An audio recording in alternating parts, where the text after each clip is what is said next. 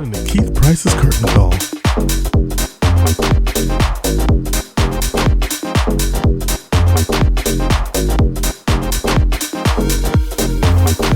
I was all like ready for you in my mind. All right, so you ready? We are back here for yet another fabulous moment at the press up fronts for Still, new play by Leah Romeo at the Sheen Center starting January 28th, starring, and need I say more? And this is from my research, you ready? Theater World Award winner, Outer Critics Circle Award winner, Emmy nominated, woman from the childhood of my own, like we are basically the same age, Lord Jesus, and she looks snatched, and look at this. Oh, please. Melissa Gilbert, y'all. All right, Miss Melissa. That's my favorite intro ever. First of all, welcome. Thank you. Second of all, wow. Okay, where do we start? Gosh. Like you, of course, for someone of a certain age like myself, I will confess, because she still's ageless, we've been around a long time. Yes, and we have. You have been in this business a long time. Yes, I have. And you have worked, like, and it didn't until I started doing the research on you that I didn't even realize that you had a stage thing. I thought you were just TV and film and living that dream. But you're a 8-show-a-week moment in your life. You haven't given that part up. I did my first play when I was 14. I did The Miracle Worker as a play in Florida before I did the movie version. Right. And then I did a lot of television in between, but I went back to the theater in my late teens and have been doing theater on and off ever since. I just love that. Now, here's the other thing that I did not know, is that for those of you like me, musical theater fans, Little House on the Prairie, the musical. What? Yes, what? I know. I'm so sorry you missed it. It was a really good show, actually. What? So we started developing this many, many years ago. We workshopped it here in New York, and actually Patrick Swayze played Pa, and I played Ma. I played Ma. Let's be clear, I was not playing Laura again.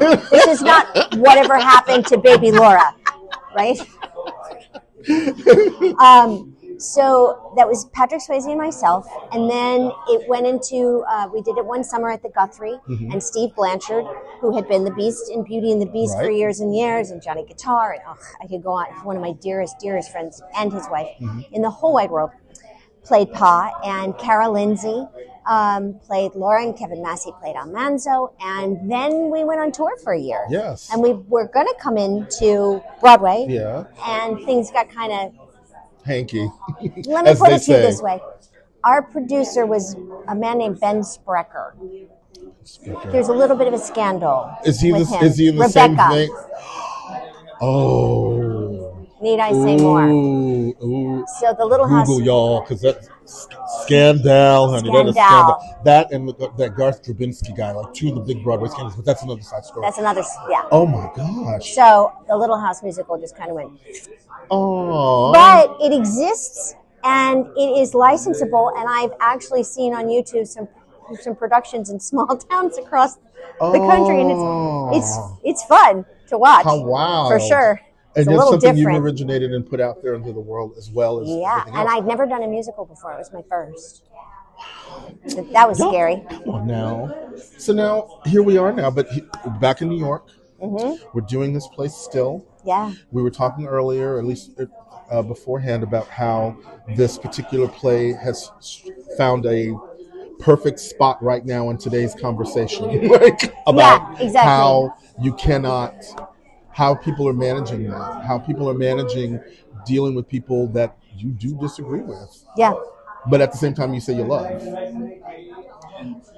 I mean, I don't have an answer, and I'm like, I'm looking at theater now to give me an answer. I agree, and I don't know if I have an answer either, because I don't think there is just one. I think everybody has to find their way in their own way.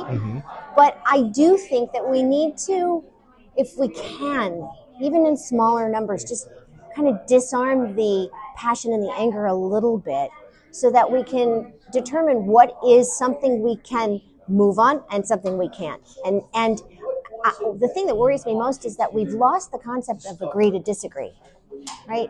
it's no longer agree to disagree. It's no, Right. you're just an idiot. Yeah.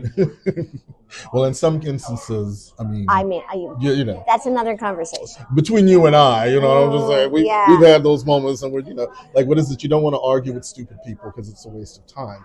And for me, it's sort of like, I wonder how it's, you know, being able to do the conversations with folks and still maintain a level of love or respect. Mostly respect, I think. Is that something that you think gets lost? I do, and I think though in the particular instance of this play, these people are soulmates. They are meant to be together, and these differences could potentially drive them apart, and that's kind of tragic. So if they want to actually have this love of their lives, they're gonna have to figure it out, or not. You heard it here, honey, or not. I love it because that means it's going to end with one of those things where you're just like, I don't know what's happening. Pretty much, yeah. That's kind of what happens. Thank you for indulging me so much. This was Ladies delightful. And gentlemen, Melissa Gilbert, come on now. Me with Melissa Gilbert, shut up. What? Thank you so much. Thanks.